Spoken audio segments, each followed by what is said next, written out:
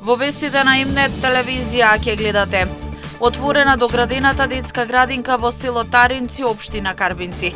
Вкупниот капацитет на градинката сега е 100 дечиња, со што ќе нема листи на чекање. До средината на месец јануари треба да се потпише договорот за изградба на дом за стари лица во Кочани. Се чека отпочнување со работа на старечкиот дом во Пробиштип, а се прават напори да продолжи изградбата на домот во Штип. Бадникови поворки Штип со хуманитарна акција. Се собираат прехранбени производи, средства за хигиена и детски пакетчиња, кои утре ќе бидат донирани на ранливи категории семејства. На неколку дена пред завршување на божикните пости, лекарите со навремен апел до верниците: полека и постепено да ја враќаат мрсната храна во своето секојдневие, со цел да не се изложат на несакани последици. Со вестите почнуваме веднаш по рекламите. Останете со нас.